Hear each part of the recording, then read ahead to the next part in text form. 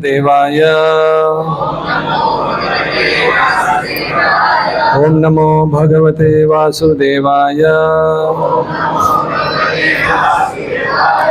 ओम नमो भगवते वासुदेवाय।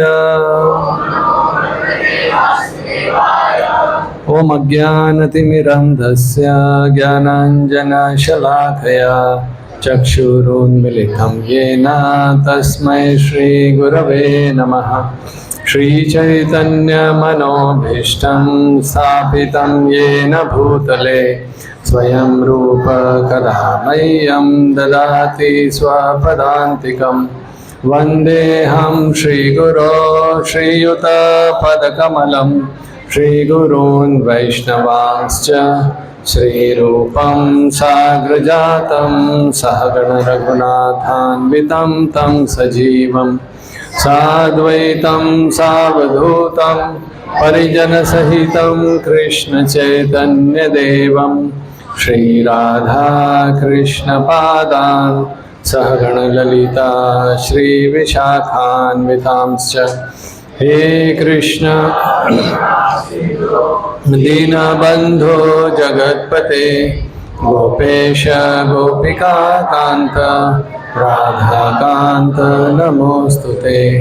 तप्तकाञ्चन गौराङ्गी श्रीराधे वृन्दावनेश्वरी वृषभानुसुते देवी प्रणमामि हरिप्रिये। वाञ्छाकल्पतरुभ्यश्च कृपा सिन्धुभ्य एव च पतितानां पावनेभ्यो वैष्णवेभ्यो नमो नमः। जय श्री कृष्ण चैतन्य प्रभु नित्यानंद श्री अद्वैत गदाधर श्रीवासदि गौरभक्तवृंद। हरे कृष्णा कृष्णा कृष्णा हरे हरे हरे राम राम राम हरे हरे। हरे कृष्णा कृष्णा कृष्णा हरे हरे हरे राम राम राम हरे हरे। हरे कृष्णा कृष्णा कृष्णा हरे हरे हरे राम राम राम हरे हरे। हरे कृष्णा। तो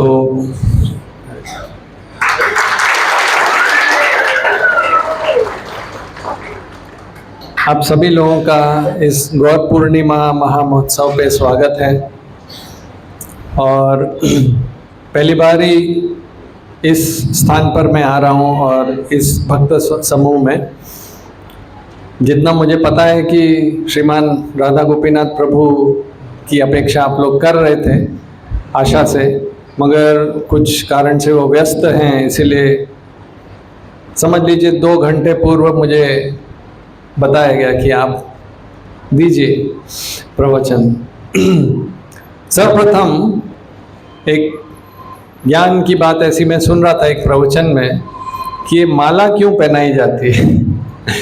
पहले मैं समझता था कि माला तो उस बकरे को भी पहनाई जाती है जो जिसका उद्धार होने वाला है किसी भी प्रकार से, तो एक तरह से वैसा भी मैं समझ रहा हूँ। दूसरा एक कारण ऐसा बोलते हैं कि ये जो माला है पुष्पों की, ये भगवान को अर्पित की जाती है। तो इस प्रकार से ऐसा विचार रहता है कि जब ये प्रसाद की माला किसी के गले में होगी तो उसके मुख से कुछ भगवान के बारे में निकल जाएगा। तो आप लोग से प्रार्थना करता हूँ कि मैं ऐसा कुछ बोल पाऊँ जो मेरी भक्ति में और आप लोगों के लिए सहायक हो। तो शुरुआत करते हैं। एक बार की बात है, श्रील प्रभुपाद एक गाड़ी में जा रहे थे, जो हरे कृष्णा संस्था के संस्थापक आचार्य हैं। तो रास्ते में उनके कुछ शिष्य एक बंगाली मिष्ठान भंडार के सामने कुछ रसगुल्ला रसमलाई इस प्रकार से वो ले रहे थे। तो नियम के अनुसार तो प्रभुपाद ने जो उनको सिखाया था कि बाहर का नहीं खाना चाहिए, अब प्रभुपाद आ गए और उस समय उन गाड़ी में थे, वो कुछ कर नहीं पाए, तो देखते रह गए। उन्होंने देखा श्रील प्रभुपाद की गाड़ी आगे चली गई, तो उनको लगा बच गए। जैसे स्टूडेंट कभी कुछ गलत करता है और टीचर निकल जाए, नज़र में नहीं आए, तो उनको ऐसा लगा। मगर थोड़ा आगे जाकर क्या हुआ, गाड़ी रिवर्स आई। श्रील प्रभुपाद ऐसे टीचर हैं जो स्टूडेंट को आसानी से नहीं छोड़ते। तो उन्होंने फिर शीशा नीचे किया और बोला, Bengali sweet very important for life, जीवन के लिए बड़ा ही जरूरी, और शीशा ऊपर करके चले गए। तो शिष्यों को थोड़ा अच्छा लगा। फिर कई वर्षों उपरांत श्रील प्रभुपाद के जो कुक थे, उन्होंने प्रभुपाद के लिए अलग अलग बंगाली मिष्ठान वगैरह बनाया, और फिर उन्होंने किसी से पूछवाया, प्रभुपाद आपको कौन सा बंगाली मिष्ठान सबसे पसंद है, क्योंकि आपने कहा था एक बार कि Bengali sweet very important for life. तो प्रभुपाद ने बोला, अगर सही में मुझसे पूछेंगे कि बंगाली मिष्ठान कौन सा सबसे मुझे अच्छा लगता है, तो वो है मेरे गुरु महाराज ने दिया हुआ चैतन्य चरितामृत। चैतन्य चरितामृत जो है, हरे कृष्ण।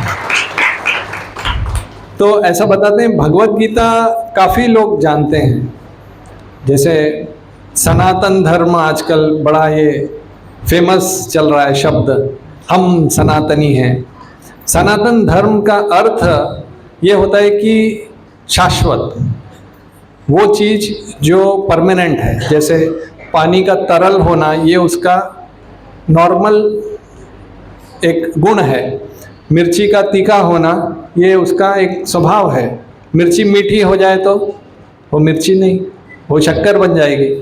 तो उसी प्रकार से जीवात्मा का जो मूलभूत गुण है, उसको धर्म भी कहा जा सकता है। वो है सेवा करना और प्रेम करना, ये मूलभूत है। श्रील प्रभुपाद उदाहरण देते हैं, कभी आप रास्ते पे चल रहे होंगे तो कुत्ते का कोई पिल्ला होगा, वो आपके शरण में आना चाहता है, आपके पैर के पीछे पीछे भागता है। जो भी कोई प्राणी हो, कोई बिल्ली हो, तो क्यों आता है वो? क्योंकि उसको भी शरण चाहिए। हर किसी को किसी ना किसी का सहारा चाहिए, कुछ सेवा करना है। अब देखिए, कई वर्ष हो जाते हैं, बच्चे जॉब पे चले जाते हैं, माता पिता अकेले घर पे रह जाते हैं, तो कुछ वो पेट्स रखते हैं, फिर उनकी सेवा करते हैं। क्योंकि सेवा करना, आदान प्रदान, ये जीवात्मा का सनातन धर्म है। इसको चाहे फिर आप जो नाम से ले लो। तो उसी प्रकार से चैतन्य चरितामृत हम पाएंगे कि काफ़ी आचार्यों ने इसके ऊपर टीका करी है और बहुत ही प्रेम से इसको पढ़ा करते थे। श्रील प्रभुपाद के गुरु महाराज को ले लीजिए, श्रील भक्ति सिद्धांत सरस्वती महाराज, जब भी वो अकेले कभी समय उनके पास होता था तो चैतन्य चरितामृत पढ़ते थे। 1922 में श्रील प्रभुपाद पहली बार उनके गुरु महाराज के समक्ष उन्होंने दंडवत प्रणाम किया।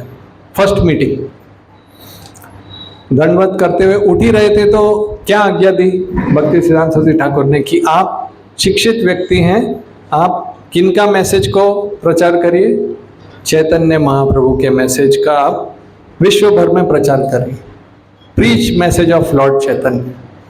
फिर आगे काफ़ी वर्षों बाद श्रील प्रभुपाद ने उनको पत्र लिखा कि मैं तो गृहस्थ हूँ, आपके कई सन्यासी और बड़े शिष्य हैं, विद्वान शिष्य हैं, तो मैं कुछ सेवा कर सकता हूँ। उन्होंने वो ही इंस्ट्रक्शन उनको पत्र में लिखा कि चैतन्य महाप्रभु का जो प्रचार है वो आप करिए, वो आपके लिए भी अच्छा होगा और लोगों के लिए भी। तो चैतन्य लीला जो है वो रस तत्व है। आज मैं जो थोड़ा बताऊंगा उसमें तर्क विचार थोड़ा साइड में रख दीजिएगा, ये केवल रस का भंडार है चैतन्य लीला। क्योंकि सिद्धांत तो हम हर प्रवचन में बताते ही हैं, ये आत्मा है, ये परमात्मा है, ये भौतिक संसार है, दुखमय है। आज हम केवल गन्ने का जूस जैसा मीठा होता है उसके बारे में हम बता रहे हैं। चैतन्य चरितामृत के अंत में एक श्लोक आता है,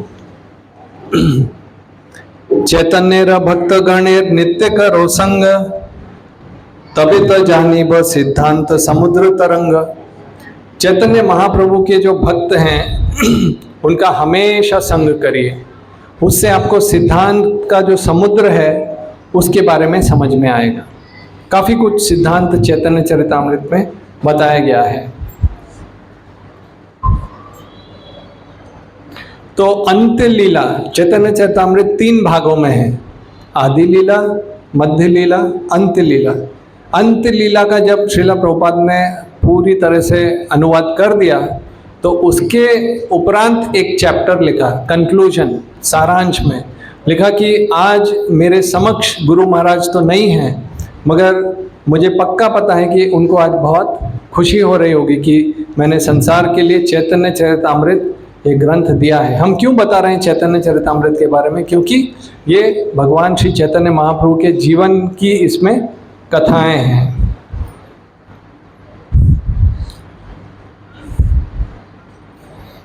कृष्णदास कविराज गोस्वामी ने चैतन्य चरितामृत लिखी थी बंगाल में। उनके जो श्रील भक्ति सिद्धांत सरस्वती ठाकुर के जो पिताजी थे भक्ति विनोद ठाकुर, वो भी 10 वर्ष तक ओरिजिनल बंगाली चैतन्य चरितामृत की कोई प्रति को ढूंढ रहे थे जो उनको नहीं मिल रही थी। और नरोत्तम दास ठाकुर कहते हैं कि गौरांगेर संगी गणे नित्य सिद्ध कोरी माने।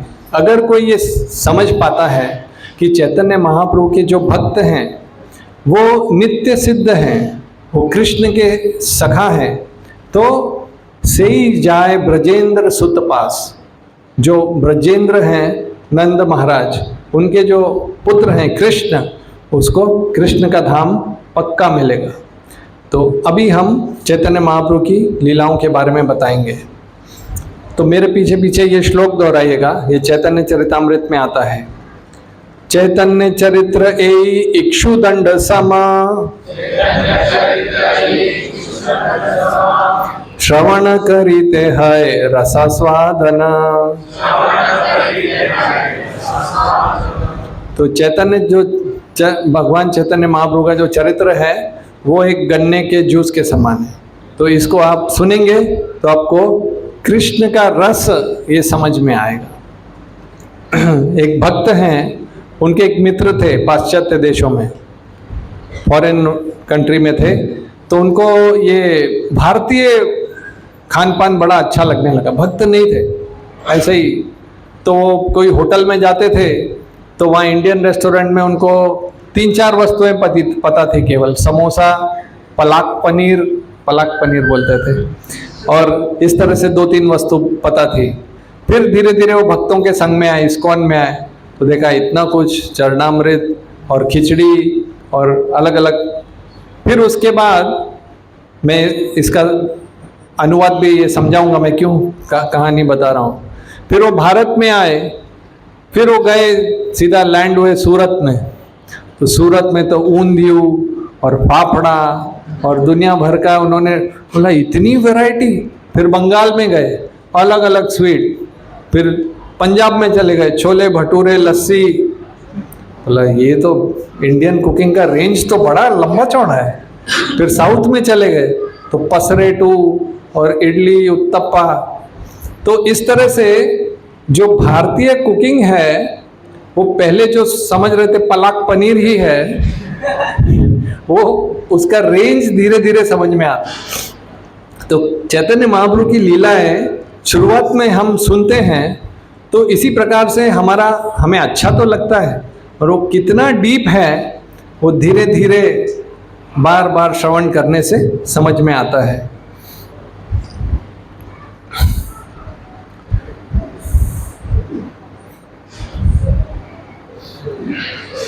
चैतन्य चरितामृत में ऐसा बताते हैं कि चैतन्य महाप्रभु की जो लीलाएं हैं वो गंगा नदी के समान है।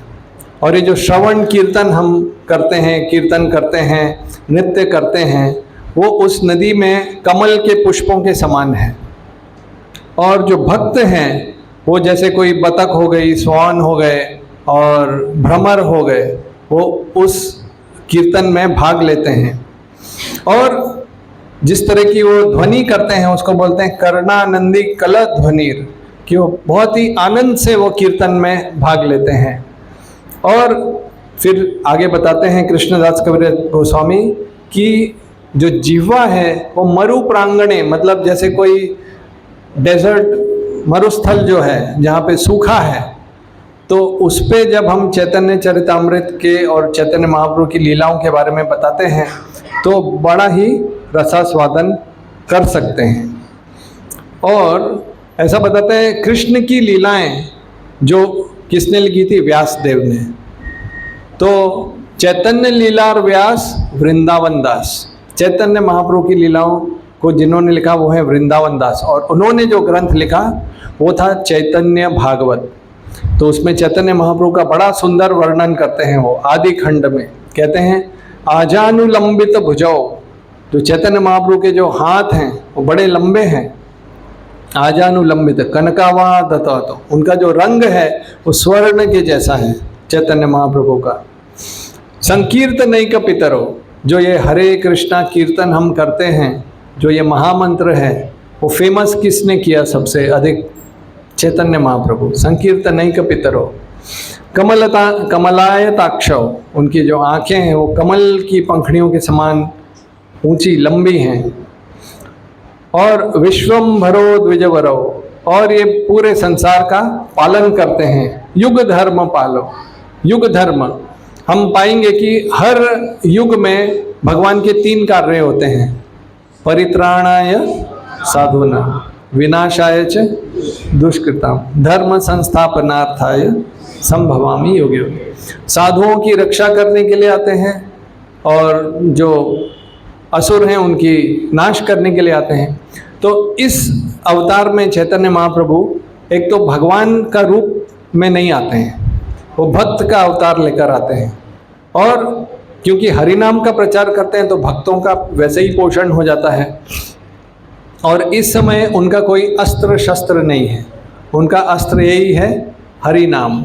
हरेर नाम हरेर नाम हरेर नाम एव केवलम, कलौ नास्तेव नास्तेव नास्तेव गतिरन्यथा, ये उन्होंने बताया। एक बार ये श्रील प्रभुपाद 1971 में इधर ही बम्बई में क्रॉस मैदान के पंडाल में वो बता रहे थे कि 500 वर्ष पूर्व चैतन्य महाप्रभु ने एक जगाई मदाई का उद्धार किया था। वो बहुत बड़े गुंडे थे, डॉन थे बोले प्रभुपाद, और एक जगाई मदाई का उद्धार किया। और चैतन्य महाप्रभु की कृपा से हम आज होलसेल में जगाई मदाई का उद्धार कर रहे हैं।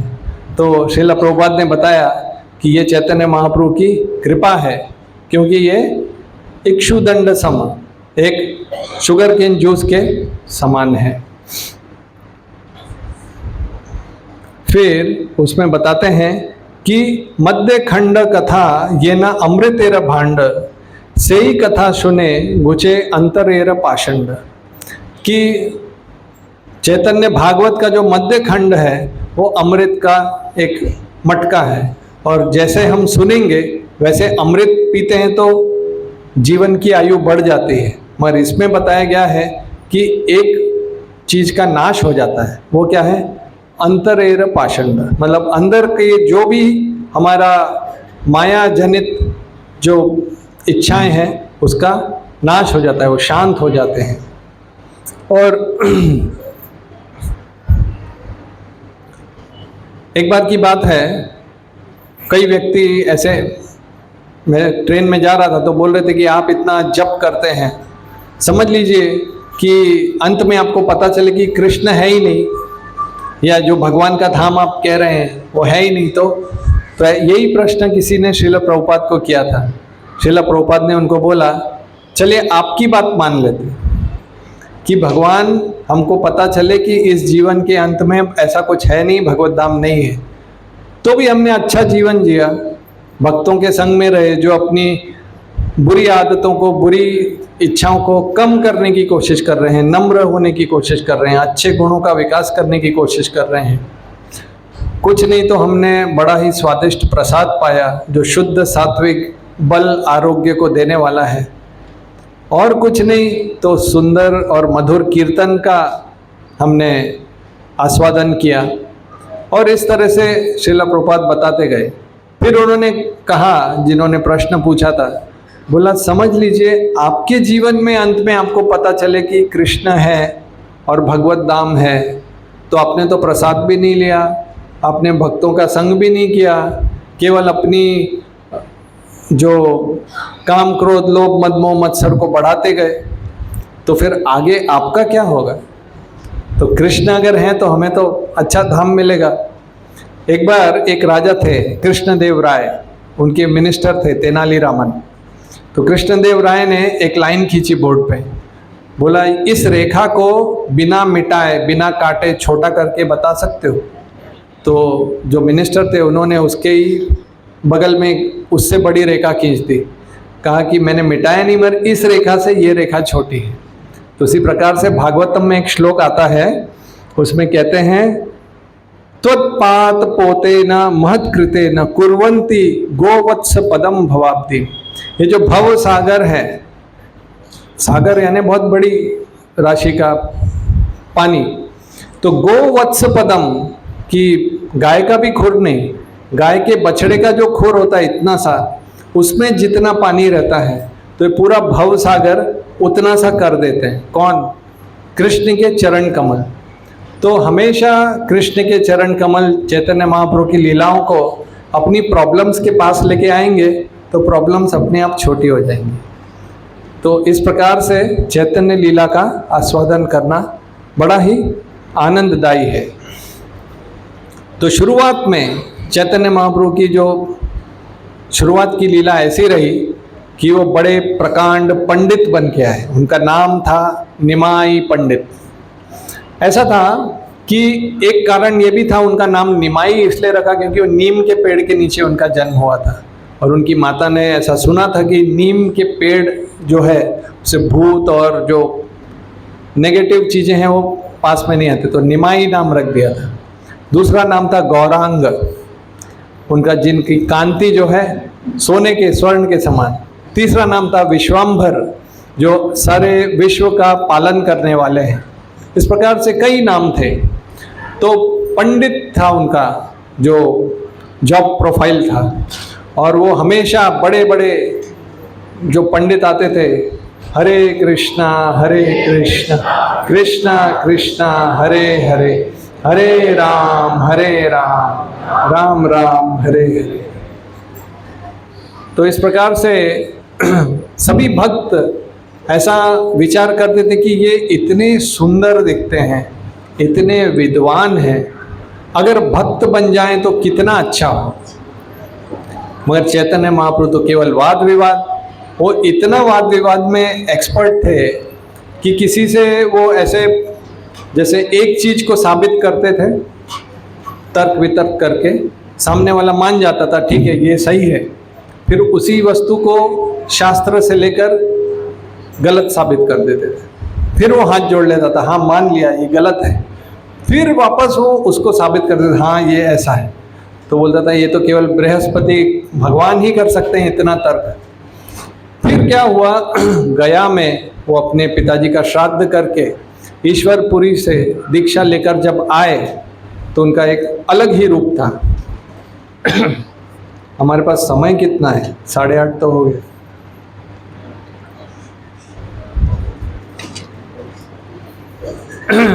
आप बताइएगा 9 बजे ठीक कर देंगे, कोई आप चिंता मत करिए, बराबर टाइम पे गाड़ी लैंड कर देंगे। तो उनका रूप ऐसा था कि वो भक्तों के चरणों में गिर रहे थे, उनकी सेवा कर रहे थे, उनके कपड़े उठाकर धोने के लिए लेके जाते थे, ब्राह्मणों का कुछ पूजा की सामग्री होती थी वो लेके जाते थे, और इस तरह से वो हमेशा भक्तों की सेवा में लगे हुए रहते थे, और वो भगवान के नाम कीर्तन करते रहते थे। ऐसा वृंदावन दास ठाकुर बताते हैं कि जो शास्त्र जैसे कंप्यूटर कभी कभी हैंग हो जाता है, सुना होगा आपने, अटक जाता है कोई मशीन, तो शास्त्र जो है अटक गए थे। क्यों? क्योंकि शास्त्रों में लिखा है कि भगवान का नाम लो तो आपको ये चीज़ मिलेगी, आप भगवत धाम जाएंगे। अब यहाँ पर देखने में आ रहा था कि स्वयं भगवान ही भगवान का नाम ले रहे हैं, तो उनको क्या गति देंगे? तो शास्त्र जो है उनका मशीन अटक गई थी कि अभी हम क्या फल दें इनको, ये खुद ही भगवान का नाम ले रहे हैं, इस तरह से। और ऐसा बताते हैं कि भक्तों की सेवा करने के समक्ष, उसके सामने जो वैकुंठ का भी आनंद है वो भी जो है कड़वा लग रहा था, बड़ा भार लग रहा था कि हमें केवल भक्तों की सेवा करने दो, हमें नहीं चाहिए वैकुंठ, ऐसा प्रतीत हो गया था। जैसे समझ लीजिए इस कमरे में जो बिजली आ रही है तो वो डायरेक्ट पावर हाउस से नहीं आती, उसके बीच में एक कोई ट्रांसफार्मर स्टेप डाउन होता है, थोड़ा कम करके भेजते हैं। उसी प्रकार से हम सीधे भगवान से कृपा प्राप्त करना, हमारे पास इतनी शक्ति नहीं है, बीच में भक्तों का जो है एक स्टेप डाउन ट्रांसफार्मर चाहिए। श्रील प्रभुपाद एक बार जर्मनी में थे तो वो ऐसे ही बैठे हुए थे और उन्होंने गौर निताई के विग्रहों को देखा और उन्होंने भक्तों को बोला कि आपने मुझे चैतन्य महाप्रभु का प्रचार करने के लिए इतनी मदद करी है तो मैं बहुत ही कृतज्ञ हूँ आप लोगों के लिए, और मैं कुछ कर नहीं सकता आप लोगों के लिए, तो केवल मैं आपके लिए प्रार्थना कर सकता हूँ। और ऐसा कहकर श्रील प्रभुपाद की आंखों में अश्रु आ गए। फिर वो व्यासासन से उठे और जाने लगे तो एक भक्त मिले उनको बीच में, शिवानंद करके। तो उन्होंने उनका हाथ पकड़ा और बोला, शिवानंद मेरे लिए प्रार्थना करो। श्रील प्रभुपाद बोल रहे। तो भक्त उन्होंने बोला कि अभी तो प्रभुपाद आप बोल रहे थे कि आप हमारे लिए प्रार्थना करेंगे, और मैं तो इतना छोटा सा भक्त हूँ कि मेरी प्रार्थना कैसे आपको मदद करेगी। प्रभुपाद ने बोला, नहीं, आप वैष्णव हैं और आपकी प्रार्थना भी कृष्ण सुनेंगे। तो श्रील प्रभुपाद चैतन्य महाप्रभु के जो है इस भाव में थे कि भक्तों की सेवा ये करना बहुत ही जरूरी है। तो ऐसा, तो फिर चैतन्य महाप्रभु समझ गए कि जो अब भक्त लोग पूरा एक नया रूप देखकर थोड़े से अचंभित हो गए हैं कि एक तरफ ये पंडित थे और दूसरी तरफ ये बहुत ही भक्तिमय हो गए हैं। तो उन्होंने एक मीटिंग बुलाई और सबको बताया कि मैंने अभी तक अपने जीवन का समय बहुत बर्बाद कर दिया, अब मैं केवल कृष्ण की सेवा करना चाहता हूँ और कृष्ण का नाम लेना चाहता हूँ। और ऐसा कहते हुए चैतन्य महाप्रभु रोने लगे। तो उसके बाद भक्तों को समझ में आ गया कि अभी ये बहुत भक्ति में आगे चले गए हैं। तो चैतन्य महाप्रभु एक स्कूल भी चलाते थे, उसको टोला बोलते थे, टोला, और उनके कई स्टूडेंट्स थे। उस स्कूल में वो जो पढ़ाते थे, पहले व्याकरण पढ़ाते थे और बहुत कुछ हाई सब्जेक्ट पढ़ाते थे, और अब जब आए थे तो केवल कृष्ण कृष्ण कृष्ण करते रहते थे। तो उनके जो शिष्य थे उनको लगा कि ये क्या हो रहा है, हमें कुछ पढ़ा ही नहीं रहे, जब से आए तब से कृष्ण की बात ही करते हैं। तो वो चैतन्य महाप्रभु के गुरु थे जो उनको संस्कृत पढ़ाते थे, गंगादास पंडित करके। उनके पास गए और उन्होंने बताया कि हमारे टीचर ऐसे हैं। तो गंगादास पंडित ने बोला, कोई बात नहीं, मैं उनको समझाऊंगा। फिर वो आए चैतन्य महाप्रभु के पास और उन्होंने बताया कि हे निमाई, आपके जो पिताजी थे जगन्नाथ मिश्र, वो भी बहुत भक्ति करते थे और वो भी ब्राह्मण होने के नाते पढ़ाते थे, लोगों को बताते थे। और आपके जो दादाजी थे नीलांबर चक्रवर्ती, वो भी कम भक्त नहीं थे और वो भी अपने संसार की जो ड्यूटी है वो करते थे। जैसे गीता में कृष्ण बोलते हैं कि माम अनुस्मर युद्ध च, इस संसार में हे अर्जुन युद्ध करो, क्योंकि यहाँ ये कोई मिथ्या, हम इस संसार को मिथ्या नहीं बोलते, ये भी सच्चा है, केवल टेम्पररी है, अशाश्वत है। मगर माम अनुस्मर, कृष्ण को याद करते हुए इस संसार को करो। ऐसा नहीं बोला इस संसार को छोड़ के चले जाओ, लड़ने के बारे में बताया। तो जब चैतन्य महाप्रभु ने सब सुना तो बोला, हाँ बुलाओ, मैं पंडित हूँ, चक्रवर्ती को बुलाओ, मिश्राओं को बुलाओ, मैं अभी डिबेट करूँगा, व्याकरण करूँगा। ऐसे उनको जोश आ गया। फिर वो गए अगले दिन एक जहाँ पे उनका स्कूल था, तो वहाँ पे एक भक्त थे रत्नगर्भ आचार्य। अब उनका क्या कार्य था, वो हमेशा भागवतम के दशम स्कंद के लीलाओं का श्लोक बोलते रहते थे। तो कौन सा श्लोक उस दिन बोल रहे थे कि जब ब्राह्मण पत्नियां कृष्ण को मिलने आई तो कृष्ण अपने मित्र के कंधे पर हाथ रखे हुए फूल घुमा रहे थे, और उनका बड़ा सुंदर वर्णन है। श्यामम हिरण्य परिधिम वनमाल्य बरहा धातु प्रवाल नटवेशम अनावर्तमीशे विन्यस्तहस्तैतरेण धुनानामब्जं कर्णोत्पलकपोलं मुख अब्जहासम। ऐसा वो श्लोक गा रहे थे। उस श्लोक का क्या अर्थ है कि कृष्ण जो है गहरे नीले रंग के सुंदर हैं, उन्होंने स्वर्ण जैसे कपड़े पहने हुए हैं, उनके मुकुट पे एक मोर का पंख है और अलग अलग रंगों से उनका चेहरा जैसे ड्रामेटिक जैसा किया हुआ है, और इस तरह से वो उनके जो केश हैं कुंतल केश, वो उनके कपोलों के गाल के पास आ रहे हैं। अब एक तरफ पहले ही चैतन्य महाप्रभु की हालत ऐसी, उसमें ऐसा श्लोक सुनेंगे तो क्या करेंगे? तो चैतन्य महाप्रभु तो रोने लगे, कृष्ण हा कृष्ण करके वो डांस करने लगे। अब स्टूडेंट सब बुक लेके बैठे, ये कहा, ये तो गाड़ी फिर वहीं चली गई।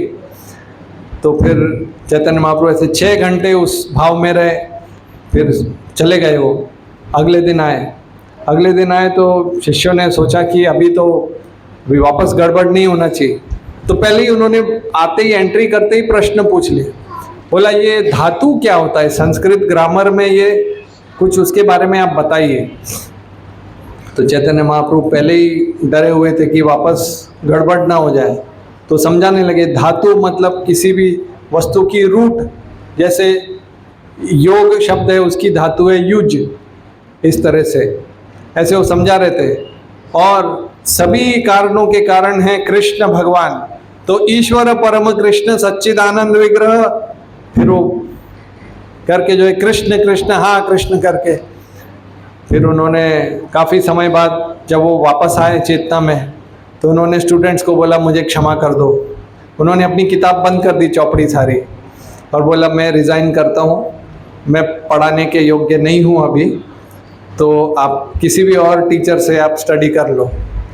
तो स्टूडेंट लोगों ने बोला नहीं, अब हम भी रिज़ाइन कर देंगे, एक बार आपसे जो पढ़ाई कर ली तो अब हम और किसी से नहीं पढ़ेंगे, अभी आप जो बोलोगे वही करेंगे।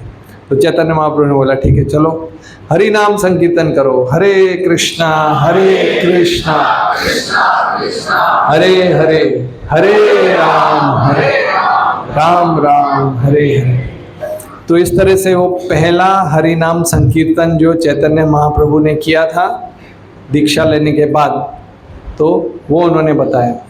फिर आगे कथा आती है कि चैतन्य महाप्रभु इस तरह से कीर्तन करते थे, तो उनकी जो माता थी शची माता, उनको बड़ा दुख लगता था कि वो कभी गिरते हैं, कभी उनको चोट लगती होगी, कैसा होता होगा। तो कई प्रकार के वैद्यों को बुलाने लगी, डॉक्टर्स को। तो एक वैद्य आए, उन्होंने बोला ये दिमाग की बीमारी है, वात जब बढ़ जाता है तो आप शिवा घी लगाओ उनके सिर पे तो मन थोड़ा शांत हो जाएगा। फिर उससे तो नहीं हुआ, फिर और दूसरे डॉक्टर आए, उन्होंने बोला शिवा घी इतना पावरफुल नहीं है, अब विष्णु ऑयल लगाओ, स्पेशल ऑयल है, उससे मन जो वात थोड़ा कम हो जाएगा। तो चैतन्य महाप्रभु बड़े उनको दुख होता था कि मेरी माता ही नहीं समझ पाती कि ये क्या है। तो उनके एक भक्त आए श्रीवास ठाकुर, और उन्होंने पूछा श्रीवास बताओ मुझ में कुछ प्रॉब्लम हो गया क्या, ये सब डॉक्टरों को बुलाया जा रहा है। तो श्रीवास ने बोला ऐसी बीमारी तो सबको हो जाए, बहुत अच्छा, और ये कोई बीमारी नहीं है। तो चैतन्य महाप्रभु को बहुत अच्छा लगा, उन्होंने बोला आज अगर तुम बोल देते कि मैं पागल हो गया हूँ, मैं अभी गंगा में जाके डूब जाता था, तो तुमने मुझे बचा लिया इस प्रकार से। फिर एक बार कीर्तन कर रहे थे भक्त लोग, बहुत थक गए और भूख भी लग गई। तो चैतन्य महाप्रभु ने एक आम की गुठली ली, आम का सीज़न चल रहा है, अभी अभिषेक भी किया होगा।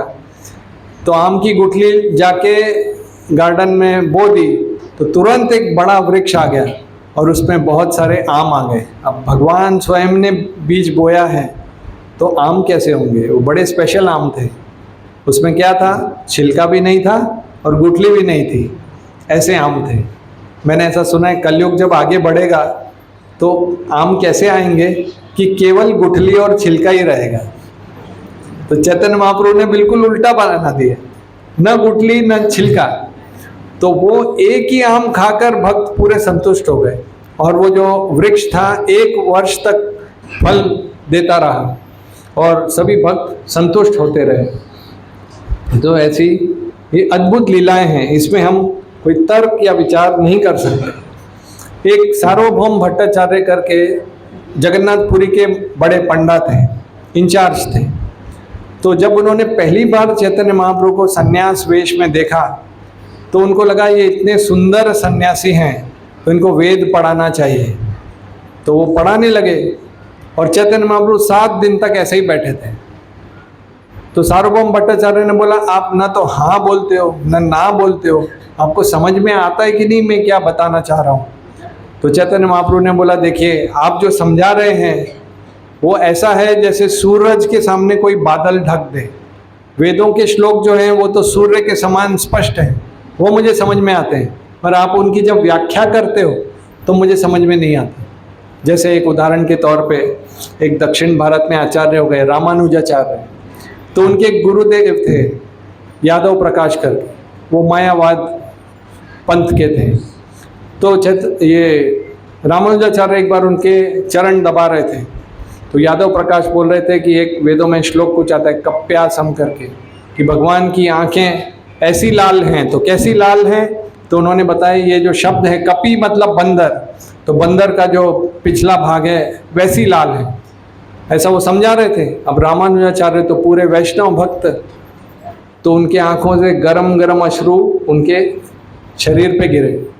तो यादव प्रकाश पहले ही सोच रहे थे कि ये शिष्य हमेशा गड़बड़ करते हैं। मैं पूछा क्यों रोना आया?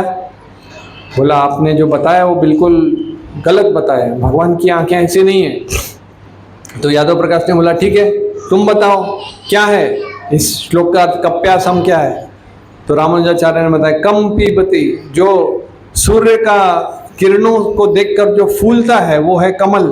तो भगवान का आंखों का रंग जो है वो कमल की पंखुड़ियों के जैसा है, ऐसा उन्होंने वैष्णव सिद्धांत बताया। तो खैर वो तो एक कहानी इस प्रकार से है कि जो वेदों के वाक्य हैं वो काफ़ी स्पष्ट हैं। तो उसके बाद सार्वभौम भट्टाचार्य ने उन समझ में आया कि ये तो स्वयं भगवान है, वो भक्त बन गए। अब उनके जो दामाद थे अमोघ करके, वो चैतन्य महाप्रभु से बड़ी ईर्ष्या करते थे। वो हमेशा जैसे शिशुपाल जन्म से ही कृष्ण की निंदा करते थे, तो इस तरह से। तो एक बार सार्वभौम भट्टाचार्य के घर पे चैतन्य महाप्रभु प्रसाद ग्रहण कर रहे थे। उस समय सार्वभौम भट्टाचार्य की एक नज़र दरवाजे पर थी कि वो अमोघ ना आ जाए, अमोघ आके कुछ गड़बड़ ना कर दे। तो अमोघ आ ही गए एंट्री, तो बोले इतना आप सन्यासी होकर इतना प्रसाद लेते हैं? सार्वभौम भट्टाचार्य तुरंत डंडा उनका रेडी था, लेके भागे पीछे। चैतन्य महाप्रभु ने बोला रहने दो। खैर आगे चलकर अमोघ की ईर्ष्या इतनी बढ़ गई कि उनके शरीर में जो है कॉलेरा हो गया और वो मरने ही वाले थे, प्राण त्याग करने वाले थे। चैतन्य महाप्रभु उनके पास गए और अमोघ लेटे हुए थे और उनके हृदय पे हाथ रखा। बोला ये जो स्थान है ये कृष्ण के लिए स्थान है, इसमें इतनी ईर्ष्या क्यों भरी है? ये कृष्ण का स्थान है। और जब ऐसा चैतन्य महाप्रभु के जब वाक्य निकले तो अमोघ को तुरंत समझ में आया कि वो कितना मोह में है, और उसकी बीमारी भी ठीक हो गई और वो भी चैतन्य महाप्रभु का भक्त बन गया। एक बार चैतन्य महाप्रभु सन्यास के उपरांत वृंदावन जाने की इच्छा से निकले, तो बीच में एक जंगल आया, उस जंगल का नाम था झारीखंड जंगल। तो वहाँ पर एक शेर सो रहा था, तो चैतन्य महाप्रभु का चरण उसको स्पर्श हुए तो जोर से बोलने लगा हरे कृष्णा कृष्णा कृष्णा हरे हरे, हरे राम राम राम हरे हरे। आगे चैतन्य महाप्रभु गए तो एक बड़ा तालाब था, वहाँ पे कई बड़े बड़े विशाल हाथी पानी पी रहे थे।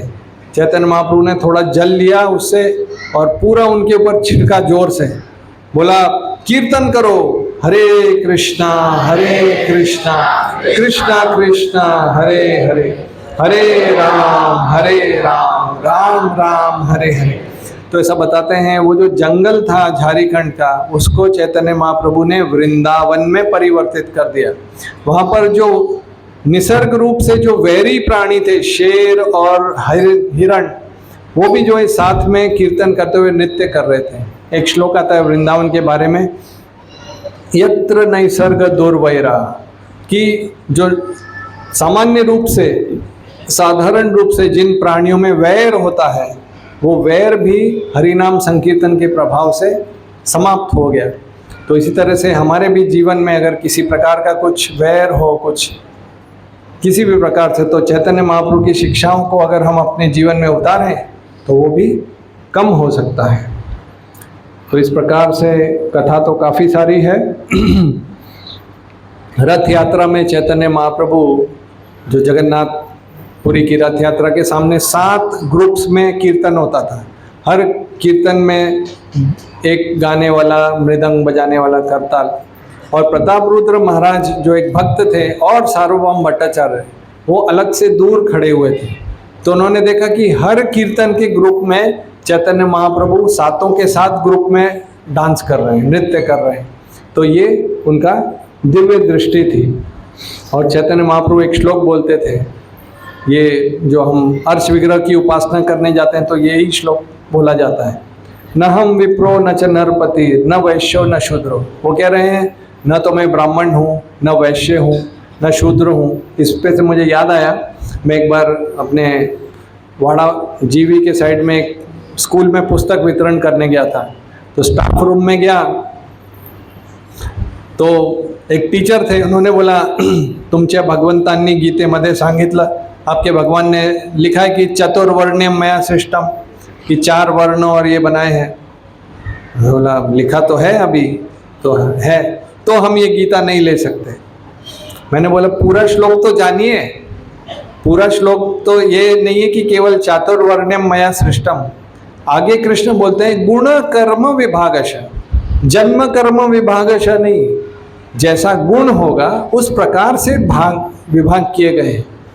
नहीं तो जब जहाँ मैं पढ़ाई करता था तो वहाँ पे भी एक व्यक्ति थे, वो सब खाना पीना उनका सब था, और बोलते थे मैं सबसे ऊंचा ब्राह्मण हूँ, ऐसा धागा दिखाते थे। तब तो मुझे कुछ पता भी नहीं था, मैं सोचता था सही में बड़े ब्राह्मण होंगे, शायद ज़्यादा बड़ा होता है तो ज़्यादा खाना पीना चलता होगा। मुझे पता नहीं था। तो खैर, तो गुण से होता है, गुण कर्म। तो चैतन्य महाप्रभु बोलते हैं मैं कुछ नहीं हूँ, न वर्णी न वैश्यो न शूद्रो न गृहपति, न तो मैं गृहस्थ हूँ न सन्यासी हूँ, न गृहपति न वनस्थो वा, और मैं कौन हूँ, गोपी भरतूर पद कमले और दास दास। मतलब जो गोपी भरतू जो कृष्ण है उनके दासों के दासों का दास हूँ मैं। इस प्रकार से चैतन्य महाप्रभु की लीलाएं हैं। एक बार तमाल कृष्ण महाराज, उनका यहीं बम्बई में कहीं तो हॉस्पिटल में ऑपरेशन था, तो उनको एनेस्थीसिया दिया था। तो डॉक्टर ने उनको बताया कि आप 10 से उल्टी गिनती गिनो, जैसे 10, 9, 8। तो 7 तक पहुंचने के बाद वो उनको कुछ याद नहीं रहा।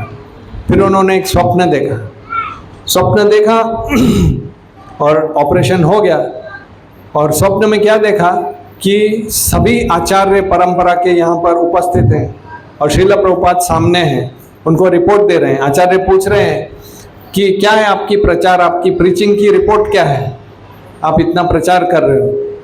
तो श्रील प्रभुपाद ने कहा उनको कि मैंने ये समझ में आया कि कलयुग के लोग तपस्या नहीं कर सकते, वो ज़्यादा पढ़ाई भी नहीं कर सकते, केवल ये है कि वो मेरी जो मैं बताता हूँ वो पालन करते हैं, उनका यही क्वालिफिकेशन है। तो ये चलेगा क्या? तो सभी आचार्य ने बोला ये बेस्ट क्वालिफिकेशन है। तो तमाल कृष्ण महाराज उसी समय जब वो इससे बाहर आए, होश में आए, तो श्रील प्रभुपाद सामने ही थे और उन्होंने बताया प्रभुपाद मैंने ऐसा एक देखा। श्रील प्रभुपाद ने बोला सही बात है कि क्योंकि आप लोग मेरी बात मान रहे हो तो यही आपकी, एक बार शिष्यों ने पूछा हमारी क्या पात्रता थी, हमको भक्ति क्यों मिली? तो वो यही था। श्रील प्रभुपाद ने बोला क्योंकि आप मेरे अनुयायी हो। उसी प्रकार से तो बस यहीं पे मैं समाप्त करूँगा। चैतन्य महाप्रभु ने जो हमको दिया है गोलोकेर प्रेम धन हरि नाम संकीर्तन, तो ये स्वयं गोलोक से आया हुआ वस्तु है और हम इस संसार में एक उस मछली की तरह हैं जो पानी से बाहर है। जैसे कोई समझ ले कि एक श्लोक आता है भागवतम में ओघे न व्यूढ़ माना नाम, कोई नदी है, नदी में दो पत्ते साथ में जाते हैं, मगर कितने समय तक रहते हैं? थोड़े समय तक। जब पानी का प्रवाह आता है तो थोड़े समय में सेपरेट हो जाते हैं। दूसरा उदाहरण एक जगह आता है कि जैसे कोई होटल के जैसा है, या कोई टेम्पररी टेनेंट वाला घर है भाड़े का, तो उसमें हम कितनी सुविधा बनाएंगे, या कहीं जाते हैं एक आध दिन के लिए रहना है तो अपना कार्य करेंगे और चले जाएंगे। तो इस संसार में श्रील गोपाल लिखते हैं एक प्लान चल रहा है, एक योजना चल रही है सबके जीवन में। तो कौन सी योजना चल रही है? क्यों हमको यहाँ पे भेजा गया? कि हम यहाँ पर भक्ति करके वापस जाएं, भगवत धाम जाएं इस टेम्पररी संसार से। तो मछली को कितना भी हम आनंद दें, नेटफ्लिक्स दिखाएं, ये दिखाएं, वो दिखाएं, मगर उसको पानी चाहिए। उसी प्रकार से हमें जो है भगवान की भक्ति चाहिए। बस 4-5 मिनट और हैं, तो मुझे लगता है अभी आगे का भी कार्यक्रम है। लीला तो काफ़ी है, हम काफ़ी कुछ बोल सकते हैं। बस यही समझ सकते हैं कि चैतन्य महाप्रभु वो है जो ब्रजेंद्र नंदन जय शचि सुत होइलो जय।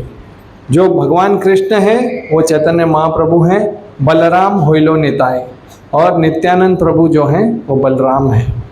तो आज के दिन में हम ये समझ सकते हैं कि चैतन्य महाप्रभु हालांकि भक्त के रूप में ही आए हैं, उनको छन्न अवतार बोला जाता है। छन्न मतलब छुपा हुआ अवतार।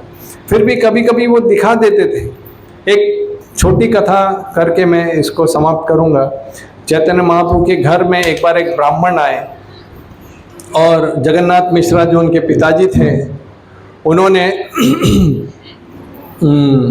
उनको बोला सामग्री दे दी, आप कुकिंग कर लो। रात हो रही थी, तो ब्राह्मण जो गोपाल के भक्त थे, उन्होंने कुकिंग करी, सब सफाई करने के बाद, और गोपाल को बुलाया। आँख खोली तो निमाई वहाँ पे ग्राइंड कर रहे हैं। उन्होंने बोला हाय हाय हाय, ये बच्चे ने पूरा भोग स्पॉइल कर दिया, खराब कर दिया, भगवान को भोग लगा रहे थे। तो जगन्नाथ मिश्रा आए, अरे ये बच्चा, तो इसको मैं बाहर भेज देता हूँ, ये बड़ा नटखट बच्चा है, और दूसरे घर में भेज दिया, आप एक बार फिर कुकिंग करो। वो सन्यासी बोल रहे थे कि आज योग नहीं है, हम तो कभी खाना मिलता है कभी नहीं मिलता है। बोले नहीं नहीं, आप मेरे घर में आए, कम से कम कुछ लेके जाइए, फिर से कुकिंग कर लीजिए। फिर से किया ब्राह्मण ने।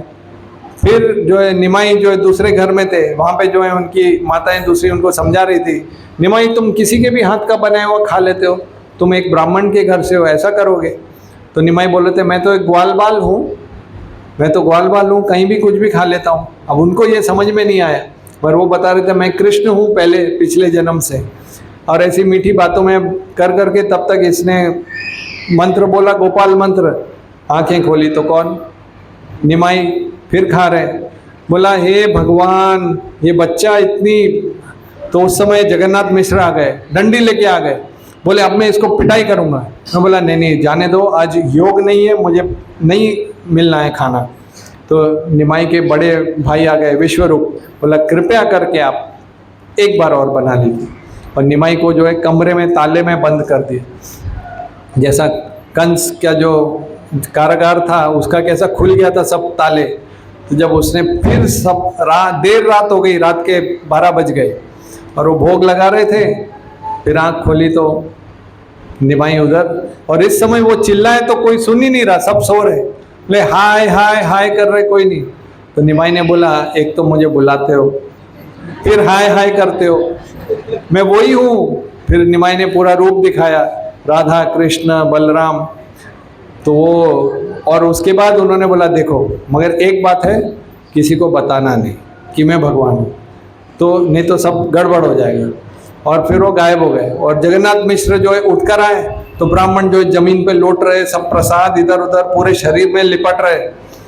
तो इन्होंने सोचा कहीं ज़्यादा भूख लग गई कि क्या हो गया है क्या तकलीफ है। बोला हो गया, बोला सब परफेक्ट हो गया। बस उनके मन में यही था कि वो बोलना चाहते थे कि ये भगवान है, आप उनको मत डांटो, और वो क्योंकि वचन दिया था तो बोल नहीं पाए।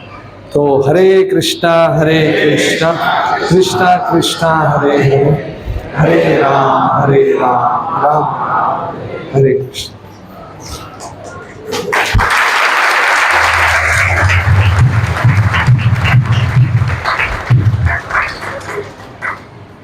और तो हमने छोटी छोटी भी कथाएं जो है चैतन्य महाप्रभु के संदर्भ में चैतन्य गीता है, उसमें से छोटी छोटी लघु स्टोरीज बहुत अच्छी तरीके से हमको श्रवण कराई देते। कम समय में बहुत सब चीजें हमको मिल गई है, जिसको हम वर्ष भर उसको इसके ऊपर चिंतन करके उन स्टोरीज को हम चैतन्य महाप्रभु का जो कथा है उसका आस्वादन कर सकते हैं और उसको बार बार उसका चिंतन कर सकते हैं। तो बहुत ही कम समय में प्रभु ने बहुत अच्छा हमको श्रवण कराया है। और जैसे कि प्रभु ने बताया कि जो चैतन्य महाप्रभु का अवतार है वो हरिनाम के लिए हुआ था, हरिनाम का प्रचार करने के लिए हुआ था। और जैसे कि हमारे श्री प्रभुपाद जी को भक्ति सिद्धार्थ स्वामी ठाकुर गुरु महाराज ने भी यही बोला था कि आप चैतन्य महाप्रभु का हरिनाम जो है उनका प्रचार जहाँ भी पाश्चात्य देश में जाकर करिए। तो हमारे लिए जो ये हरिनाम है बहुत ही महत्वपूर्ण है इस कलयुग में।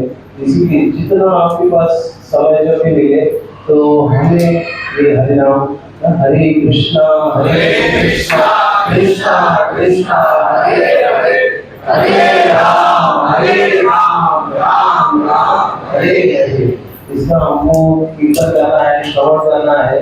और ऐसी जो चैतन्य गीता की कथाएं हैं उसका श्रवण करना है, इससे हमारा नाम में रुचि आएगी।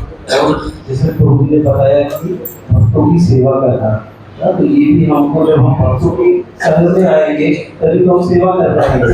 अगर हम अकेले रहेंगे तो हम सेवा नहीं कर पाएंगे।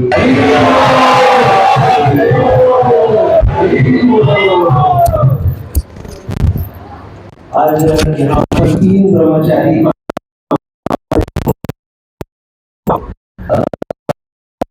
एसोसिएशन मिला है। एक तो सबसे पहले हमने देखा कि सूर्य कृष्ण प्रभु जी वो भी मंदिर में सेवारत है और टीटी डिपार्टमेंट देखते हैं।